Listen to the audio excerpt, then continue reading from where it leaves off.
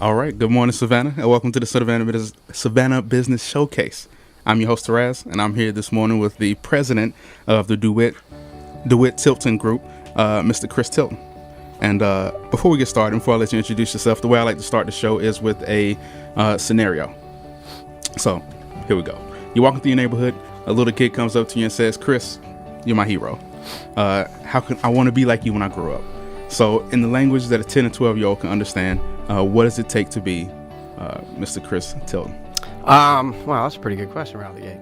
I would say go to school, study hard, respect your parents, and live your dream. Okay. I like that. That's easy enough for a 10-year-old to understand, isn't it? Yeah, definitely. Okay. All right. So where are you from? Where'd you go to school? Do you respect your parents? Yeah, I grew up. Oh, absolutely. I grew up in. I was actually born in Savannah at the old St. Joseph Hospital. Okay. And I was raised in Hilton Head back when Hilton Head was almost a deserted island. That was back in. I was born in '66. So my parents separated and divorced, and my dad stayed in Hilton Head, and my mom moved over to Savannah in 1975. I went to St. James here in Savannah. I went to BC here in Savannah, and then I graduated and went to Georgia Tech and graduated there in 1990. Awesome. So I moved to Fripp Island, South Carolina after that, and worked up there and kind of bounced around. Went to Columbia for a little while, Atlanta, and I've been back. I actually live in Ridgeland, South Carolina now. I've been there for 13 years. Okay. But I work here in Savannah. Okay. Nice. All right. So Savannah born and raised. Absolutely. Awesome. Okay. So so you said to live your dream. Like what does that mean to you? What does that mean? Well, maybe I'm still searching for that, but my dream. I think I'm living my dream now. I'm 51. It took a while. I'm where my heart belongs. I live in the Low Country and I work in Savannah. And I said this not too long ago. Now that I've gone away from Savannah, I come back. We go up to Jen's and Friends on Wednesdays, and we'll sit outside there, and you sit around and look around at the oaks and look around at the parks, and you're just sitting there going, wow, what a beautiful city. And when you live here and you grow up here, you take it all for granted. But Savannah is just such a great place to be, to work, to live. And the Low Country is where my heart is, and that's where my dad moved. He moved from Savannah in 1964 to the Low Country. Okay. So we've kind of grown up there, and that's one of my dreams. Having my 4 kids, my wife, my parents right near me. My business partner, is somebody I went to BC with.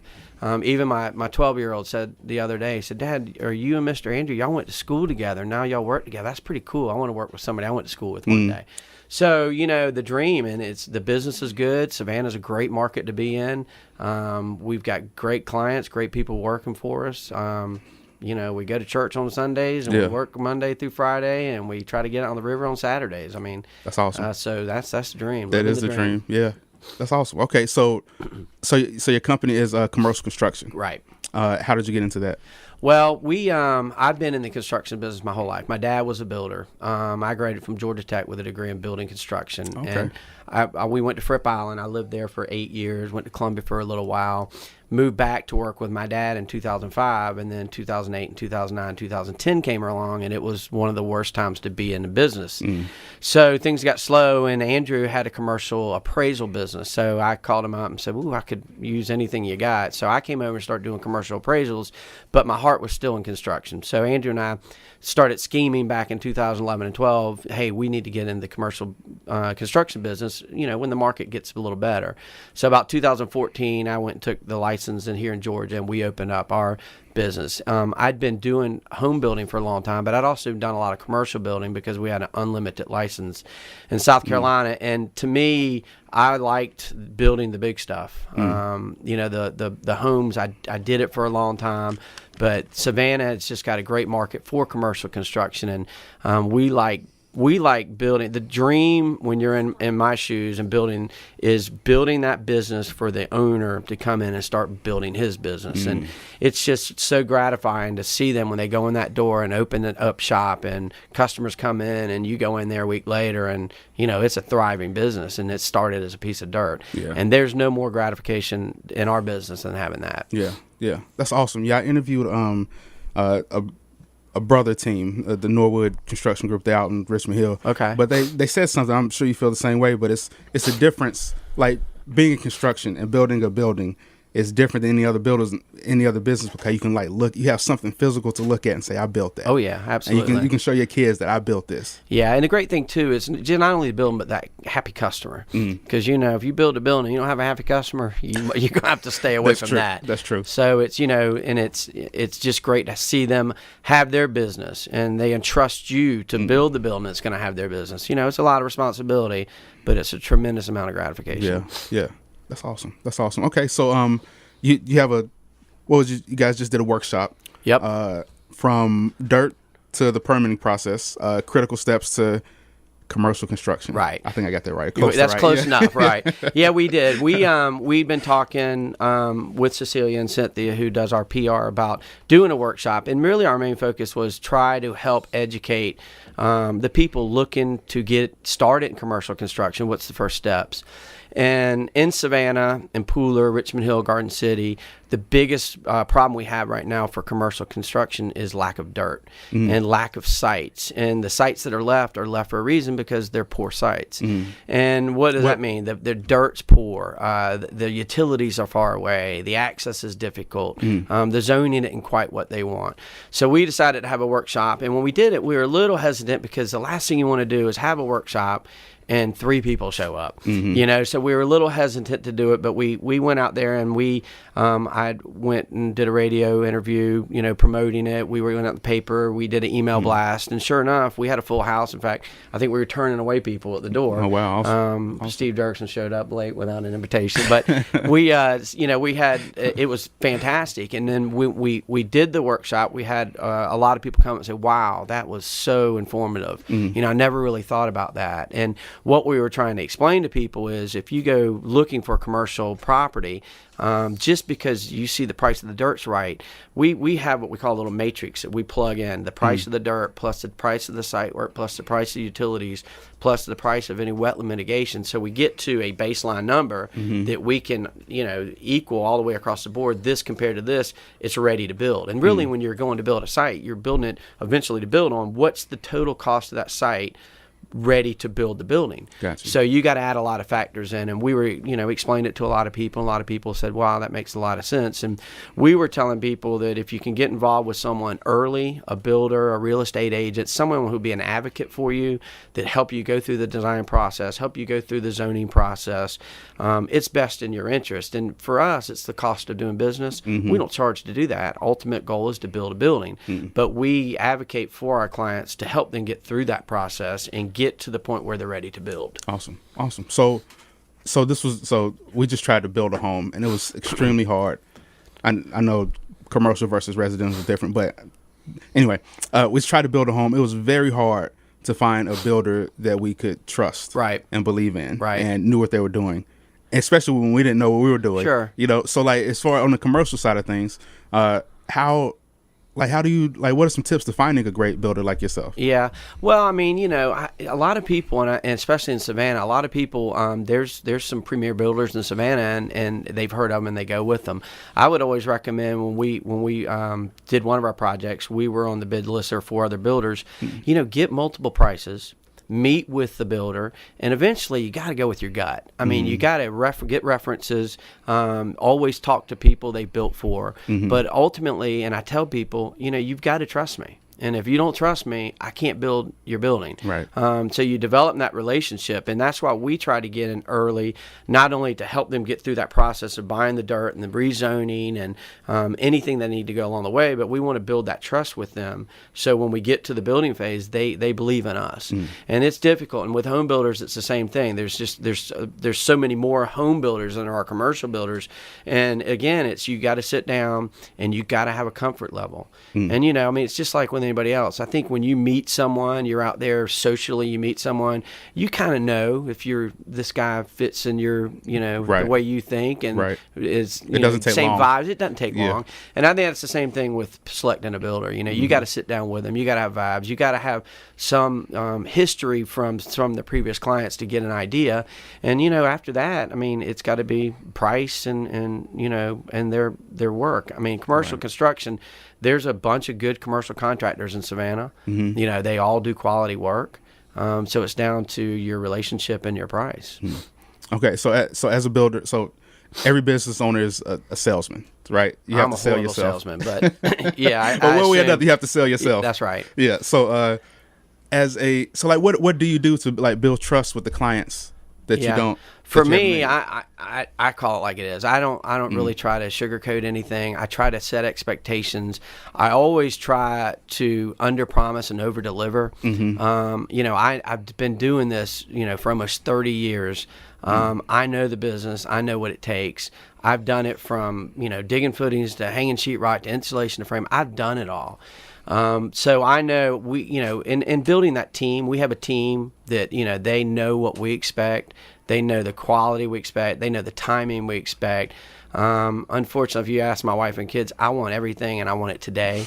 That's just the way my mentality is, and it's unfortunate. I've been praying for patience and humility, and patience is the biggest thing I need. Yeah. But you know, it's just, you know, you gotta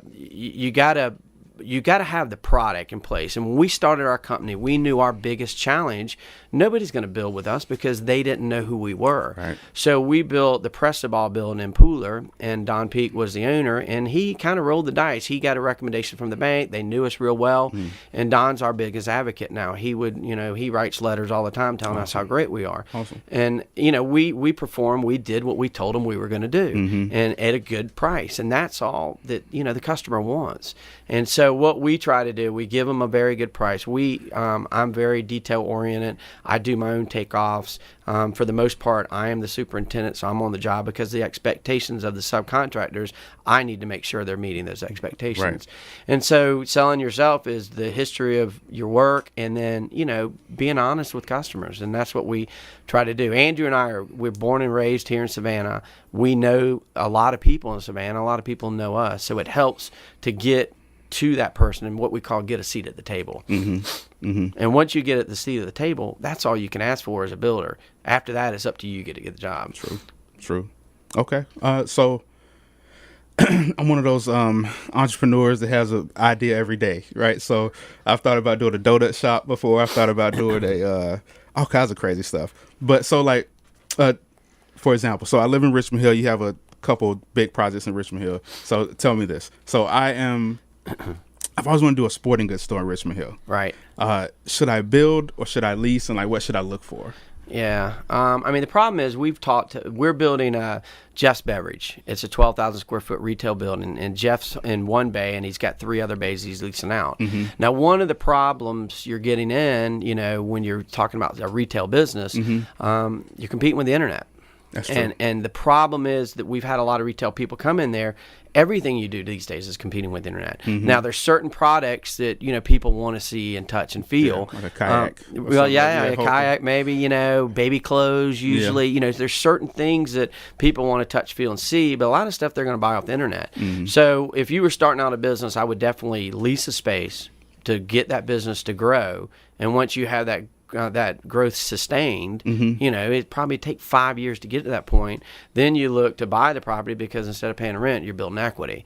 But the problem is, you know, with the way the retail world is evolving, and I hate to say the A word, but they're selling everything online these days, and you're competing with everything you do. So the problem is if you go buy a store and you sink your life savings in it and it doesn't work out, then you're going all the way back to zero. You go lease a space, you get some inventory in it for 2 years, it doesn't work out, at least you're where you started. That's true. So, you know, I would recommend that with, you know, any new business that's growing.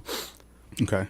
All right. So you said once the growth is sustained, are there any other tips that you would give to like a business owner who has been leasing the space for, say, a few years and the growth, like what other tips would you give them to start looking into building? Yeah. Well, I mean, once your growth sustained, you know your customer base. The biggest thing is, you know, where you're going to go. Are you in the right location? If you need exposure, and you're in a back retail area that's off of 17 in Richmond Hill, find one up on front. Improve your business. Have a business plan. What are you going to do?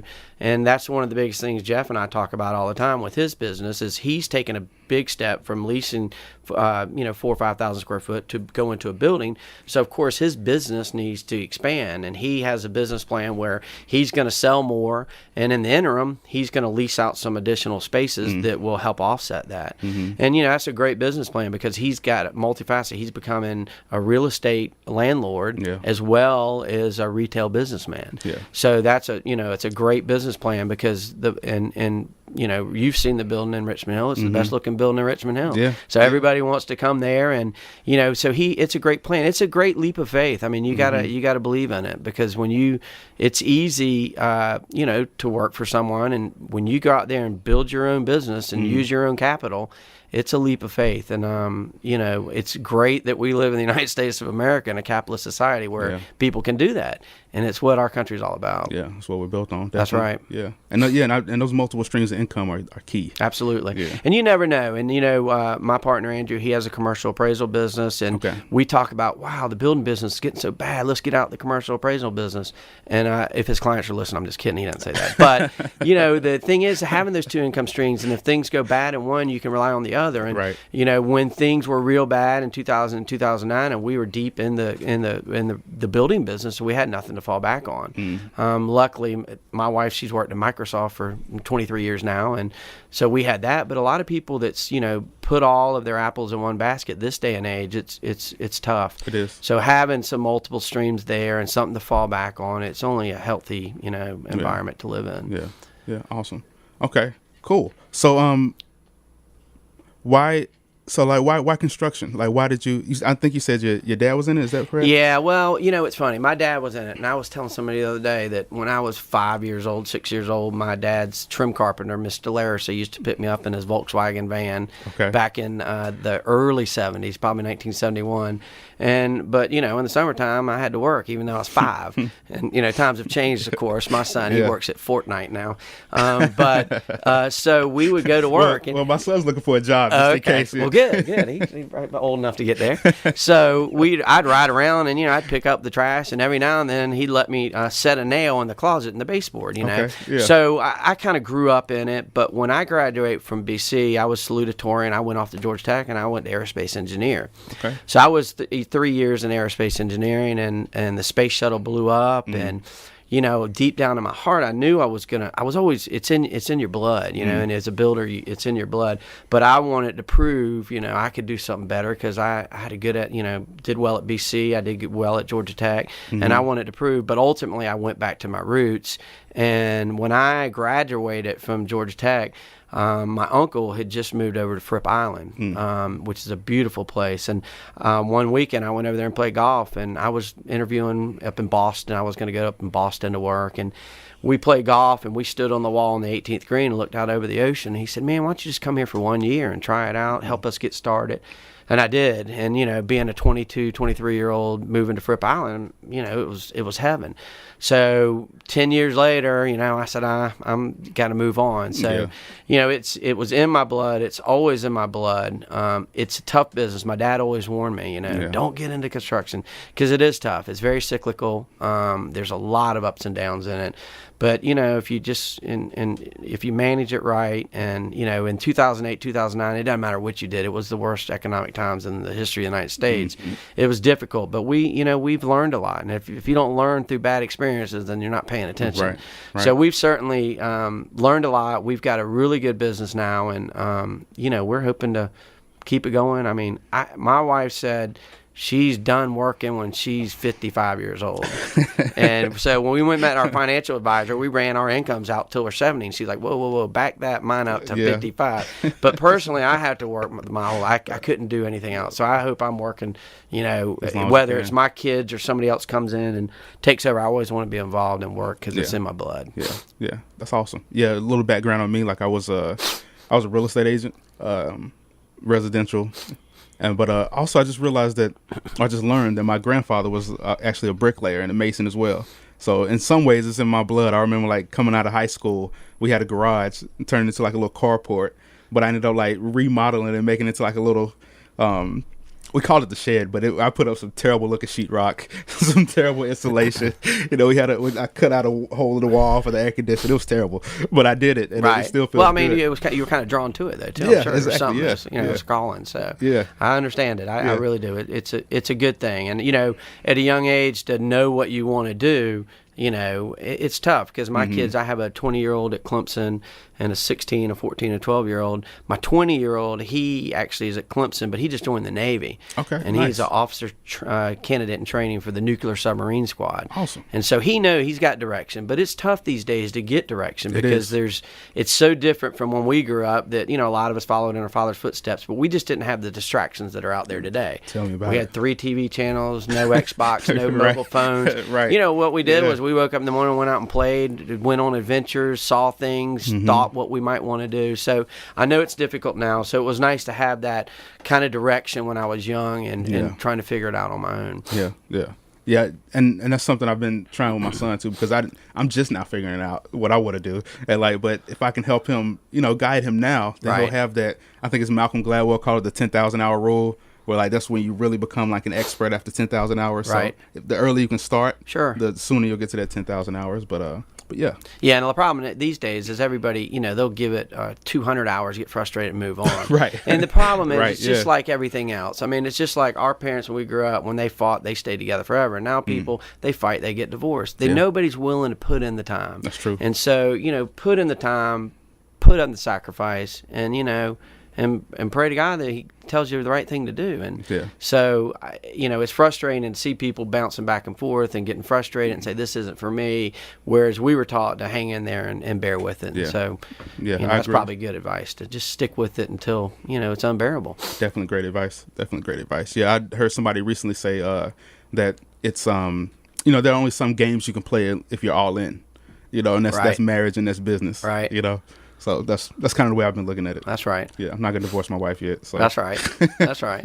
Well, let me tell you, the grass ain't always greener on the other side. So, and usually it is not. So everybody stick in there. Yeah, that's true. Okay, so Dewitt. That's not your name. You have a partner. Yeah, I'm Chris Tilton. He's Andrew Dewitt. Yes. Okay. So how's any tips for like having a successful partnership? Yeah, you know, the great thing about Andrew and I, we were real good friends growing up. We went to BC. He was a year behind me. He was one of my best friends. So when you know, when I came back here in 2008, 2009, start getting into commercial appraisal business, he had that business, and he was more than willing to give me an opportunity. He knew I could do it. I went to Georgia Tech. And when we decided to do it, we have Andrew. He knows everybody in Savannah. He's been here. You know, I moved around a lot. So he knows everybody. He can talk to everybody. I have the building business. And I brought on Kim Thomas, who used to work with me over in South Carolina in residential. She's our director of operations, and she pretty much runs our business. Andrew and I are just kind of on the peripheral there. But yeah, it's great. I mean, I think you gotta have a partnership with someone you like first and foremost. I mean, I've been in partnerships before, and hopefully none of them are listening. I didn't like them all. And if you don't like that person, it's hard to go grind it out for them every day. You got to trust them. You know, and you got to have fun with them. I mean, you know, one thing we do in our business is we have fun. I mean, you know, it's tough. I've been running all morning, meeting, but we talk all the time. We joke all the time. We're going to get together this afternoon at Jen's and Friends for a beer. Awesome. I mean, you know, it's you gotta like that person. You got to trust that person, and I think those are the two most important things. Okay. All right. Cool. Well, we are going to take a break here in a second. Is there anything we left out? What big projects are you working on right now? Right now, we're Just Beverage. We're finishing up. We should be about 30 days out. Okay, that's soon. Yep. Okay, yep. nice. And the Living Goods store over in Pooler next to Spanky's. Okay. We're about 90 days out on that. We're doing a building up in Dublin for EMC Altima, the power company up there. We've got 2 projects. We're starting down in Warner Robins. We've got a project we're about to start over in Beaufort. So we're going all over. It's full blow right now. Nice. It's a good time to be in the business, and we appreciate, you know, that we're able to be in this wonderful market. That's what I was going to ask you too. Like, I know the residential side is going crazy right now. So like, how's the commercial side? Yeah, it's great. And you know, one of the issues, like we said before, is lack of land, lack of dirt. But there's a lot of opportunities, you know, outside of Savannah. I met yesterday with the Jasper County people about Riverport. It's a great opportunity over there for light industrial land. And, it's just searching and finding that next place, finding that person, finding that tenant. It's just matching all those things up. And that's something that we've really tried real hard to do, is find someone who wants to build a building, find a tenant, find a dirt. And that's kind of what we were talking about earlier, from the dirt to the permit. Get involved early and set up that relationship, but help do it all, help start their business end of it. And that gets you a long way towards, your end goal of building the building. Awesome. Are there like regulations against skyscrapers in the area? Yeah, there's height. Yeah, there's height. Every district has a height limitation. Stories, amount of stories. And mainly, the districts in Savannah mainly go up to 5 stories. Okay. And I'm not sure the hotels. But 5 stories usually the height. So. Okay. Yeah. Okay, is that kind of similar like outside of Savannah too? Because I just don't see that many. Yeah. Or is it just because there's not that many people? Well, there just wasn't a demand for it, and it just got written in the ordinances of a restrictive height limitation. Gotcha. Because once you have everybody down low, you can't jump up and have people up above them. So that's just been the evolution of the ordinance. Okay, cool. All right, well, Chris, how can people find you, get in contact with you? Yeah, Dewitt Tilton Group. Our phone number, 912-777-3404. Email, the best email is Kim, Kim, at Dewitt Tilton Group. Our website, DewittTiltonGroup.com, which is a lot of things are going on. We have people working on our website now. And I guess that's everything to be able to get in touch with us. But again, like I said before, we love to build buildings, but we also love to help people out. If you have questions, anything we can do to help out. We were born and raised in Savannah, and we love to help out Savannians. Awesome. All right, we are going to take a quick break. Everybody out there listening, don't go anywhere. We're going to be right back with Chris Tilton of the Dewitt Tilton Group to put him through the lightning round. So we'll be back in just a second. Peace.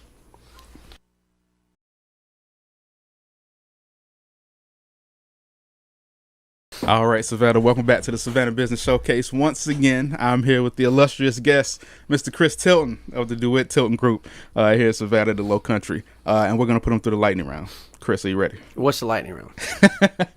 You're going to ask me questions. Yeah, so lightning round, just a bunch of random questions. Okay. Some are motivating to the listeners, some are business advice, some's life advice. Okay. And you can choose to answer it or pass. Okay. Some are fun, some are serious. Sure. Cool. And you can answer them as short as long as you want to. Okay.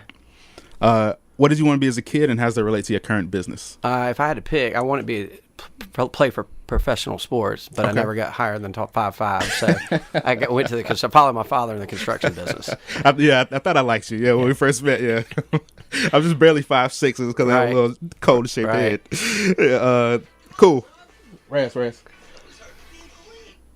So, sorry guys, my kids are here, and he's over playing with his laptop. Anyway. How you approach failure in life? How do I approach failure in life? Well, I think the key to approaching failure is don't set your expectations too high, but don't be scared of failure. So that's something I've always thought about, thinking of the history. I don't want to set my goals too high, but I don't want to be afraid to failure. So I try to go in the middle, maybe. So maybe that's the way I approach failure. I'm not sure if it answers it. Okay. But.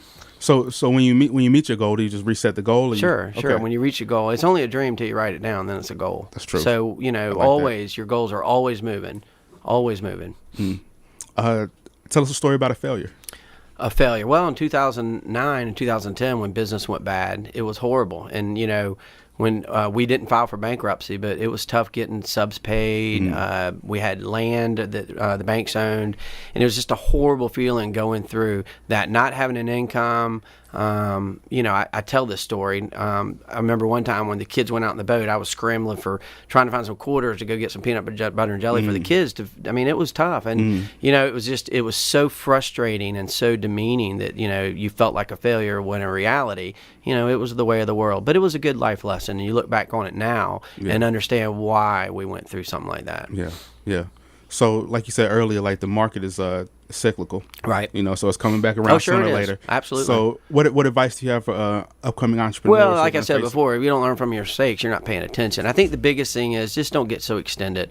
I mean, back then, we hadn't had a tremendous failure in our lifetimes, really since our grandparents, had grown up. So we were out buying every land. We wanted to get ahead of the next 3, 4, 5 years. In this day and age, you just got to be careful. Yeah. Think out 1 year.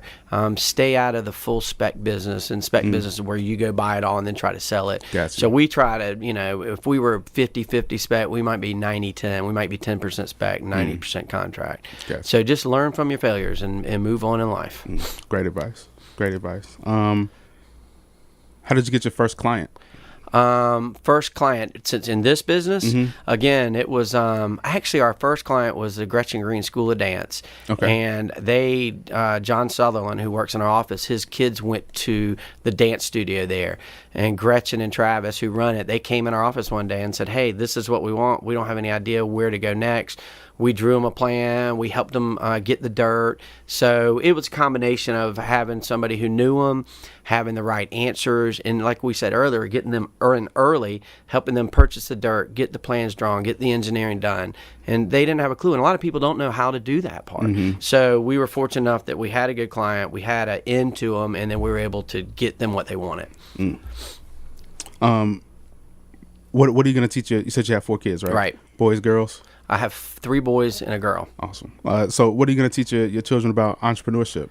Like we said a little bit earlier, I want them to chase their dreams, but I want it to be the problem with any kids, mine especially, is they're spoiled rotten, and they depend on me and their mother for everything. I think you got to let your kids out the nest. You got to teach them to soar on their own. We're always going to be there back to support them, but I want them to take chances, but understand if they fail, they can't come back to mommy and daddy. Right. You fail, you got to fall back down to the bottom of the ladder and get back up and climb again. Yeah. But chase your dreams. Don't be afraid. Don't set your expectations so high that you can't obtain them, but don't be afraid of failure.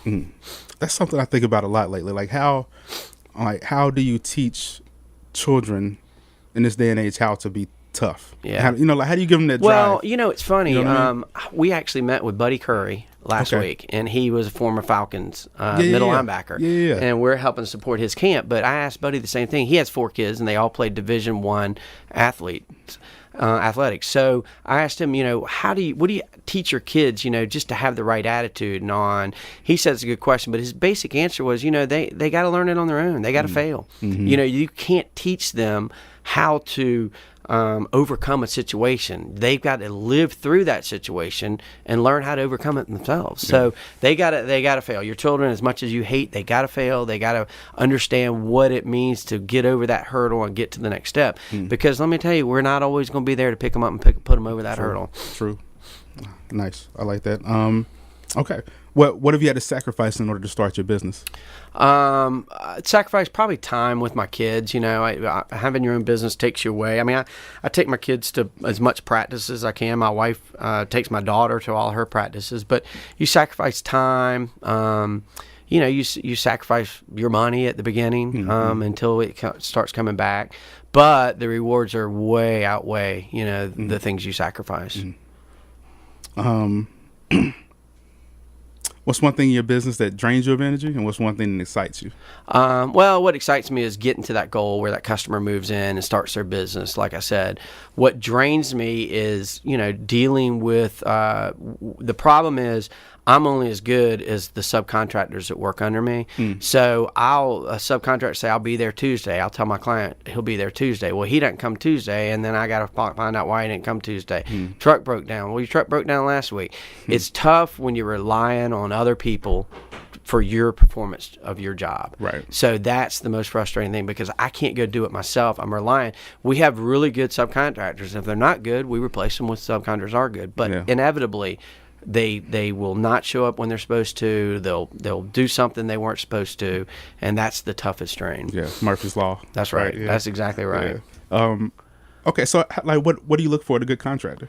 Well, I mean, we look for mainly 2 things: show up on time and do what you say you're going to do. And that's based on me telling you what to do first. And, we have expectations in our subs. I mean, I can't stand a sub that throws his trash on my job. I'd like to say, hey, let me come over to your living room and eat, and let me just throw my stuff on your floor. Yeah. And, most of my guys take care of all their own trash and pick up, and that means a lot to me because Jeff's Beverage and Living Goods, they're very neat sites, and that's a reflection on on our job performance. So that's something to me that says a lot, is the cleanliness of a subcontractor. Awesome. I like that. A few more. What's your favorite book? Favorite book. Let's see. I'm reading about 3 books right now. Okay. I love Ken Follett books. Probably my favorite book ever was Pillars of the Earth. Okay. I'm reading, which is funny. I'm reading, oh my gosh, I can't remember the name. I think it's Jackpot. It's the story of the guys over in Hilton Head who got caught running drugs. Okay. And I'm reading The Lamb's Supper, which is about the Mass and its relation to the Book of Revelations. Got you. So Okay. I'm kind of all over the gamut right now. So it's Pillars of the Earth, then fiction and nonfiction? It's a fiction. It's a Okay. Ken Follett, but it's kind of historical based. I'm a big history buff. Okay. So it's a historically based book. Got you. All right. So there's a concept called Pareto's Principle, the 80-20 rule. 20% of your actions equal 80% of your results. So at Dewitt Tilton, what are the 20% of things you do, the small amount of things you do to get you the most results? Yeah. That's a. Let me think how I can apply that to. Well, I think the biggest thing, the 20%, what we try to do as much work in our office. And what we try to do, we're able to do a lot of things, design, ordering buildings, setting our work orders for our subcontractors. It's all that preliminary work that is done at the front end of a job. And if it's done right and with some forethought, it goes a long way towards getting to your end goals. So I think that preparation, that budgeting, we do updates every week of where we are on job cost. And again, it's just, keeping your thumb on the business, that preparation, pre-preparation, pre-construction work that goes a long way toward achieving your goals. I think you said this earlier, but do you feel that your business is your life's calling? At this point in time, yes, there's no doubt about it. Awesome. It's my passion. Yeah. Is there a quote that's always been a mantra that you live by? No, I can't think of a specific quote that Okay. I live by. I mean, just live your dream. I mean, that's something that I've always chased. I'm not sure it's a quote, but yeah, that's good enough. 3 more. All right. 2 more. 1 more. Advice for like entrepreneurial kids. So kids that are 10 or teenagers. Right. Yeah. Advice for them who. Well, want to I start a think business. the biggest thing is at 10 years old you don't know what you want yet. So don't even think you know what you want yet. I mean, my 12-year-old, guess what? He wants to be a pro athlete. So hey, right now when you're 10 or 12, say you want to chase being a pro athlete, because the odds of that are very slim. Yeah. But I say, go to school, study hard, listen to your parents, be respectful of your elders, and let life come to you. Eventually it's going to click. You don't have to solve all the world's problems. Even when you're 16, you don't have to solve all the world's problems. Right. And just don't panic. And, my 16-year-old is going to be a junior this year. He's saying, I don't know what I want to do. Don't worry about it. It'll come to you. Just keep working hard, and say some prayers. And eventually that life passion will come to you. Yeah. Yeah.